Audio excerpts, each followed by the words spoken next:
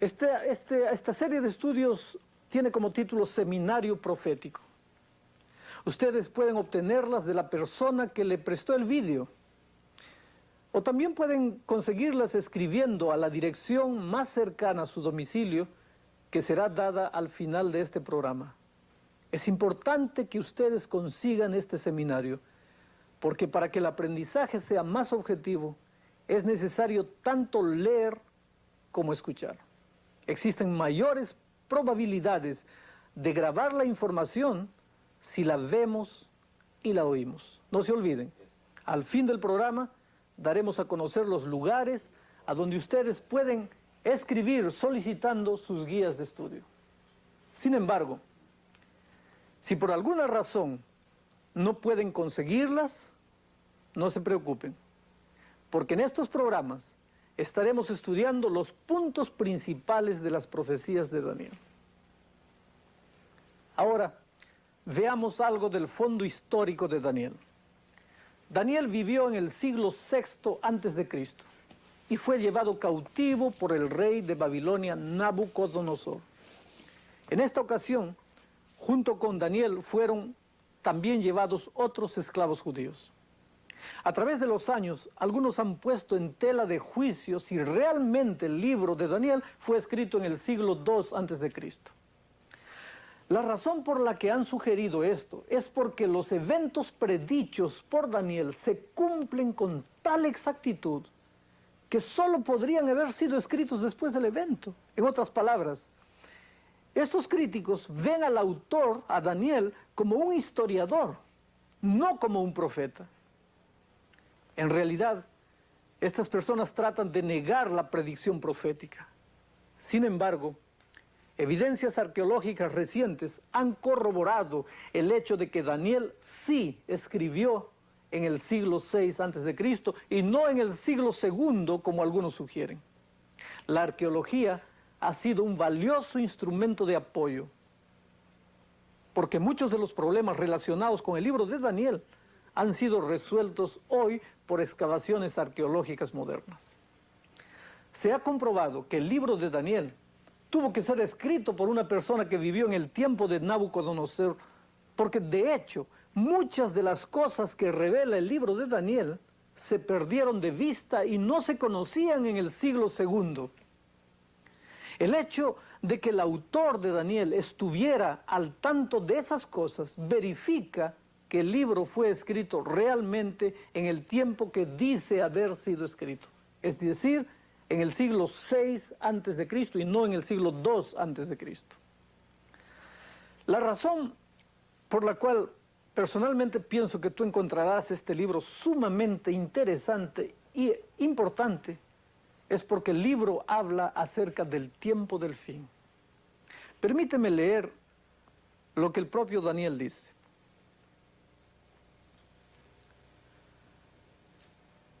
Y tú, empero, Daniel, cierra las palabras y sella el libro hasta el tiempo del fin.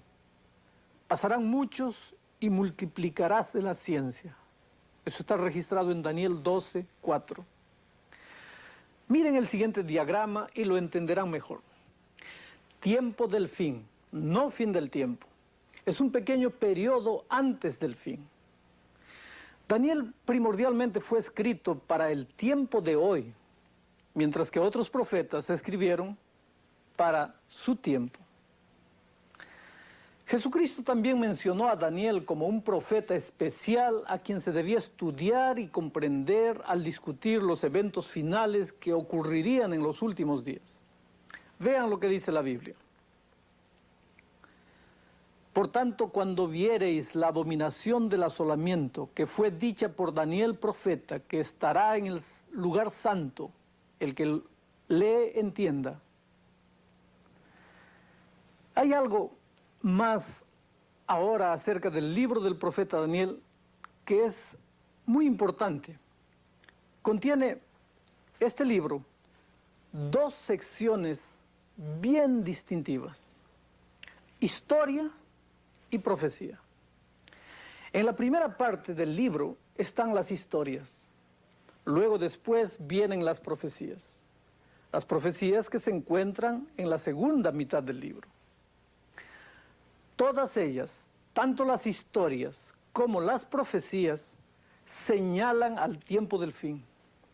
Ustedes notarán al ir estudiando que las dos secciones, las historias y las profecías, acerca del futuro, están entrelazadas y las primeras nos ayudan a entender las segundas. Algunos, en su premura por entender las profecías del libro de Daniel, no han notado esto, perdiendo así mucho del sentido de las profecías. Las historias de Daniel no son meramente historias, sino que han sido incluidas en el libro profético porque ilustran lo que predicen las profecías. Permítanme recalcar esto, porque este es uno de los puntos principales en nuestra comprensión de las profecías. Las historias revelan lo que le ocurrió a Daniel y a sus 3 amigos en la antigua Babilonia, y simbólicamente representan las experiencias del pueblo de Dios en el tiempo del fin. El punto central del libro es justamente eso, el tiempo del fin y el término del conflicto entre el bien y el mal. En esta serie estudiaremos las secciones históricas y la parte profética. Capítulo por capítulo iremos viendo esto. La sección histórica nos ayudará a descubrir el mensaje para el tiempo del fin. Y después veremos cómo la sección profética ha predicho esas mismas condiciones para los últimos días. Ahora, veamos cuál es el contenido del libro. El libro de Daniel contiene 4 grandes profecías. Cada una de ellas abarca un periodo de la historia desde los días de Daniel hasta el tiempo del fin. Así, por ejemplo, el capítulo 2 de Daniel nos da un amplio bosquejo de la historia desde los días de Daniel hasta nuestros días. El capítulo 7 abarca el mismo periodo, pero usando distintos símbolos y con mayor énfasis en el tiempo del fin. Daniel 8 y 9 abarcan el mismo periodo, pero nos dan más detalles adicionales sobre el tiempo del fin. Finalmente, Daniel 10 al 12 repasan exactamente lo mismo.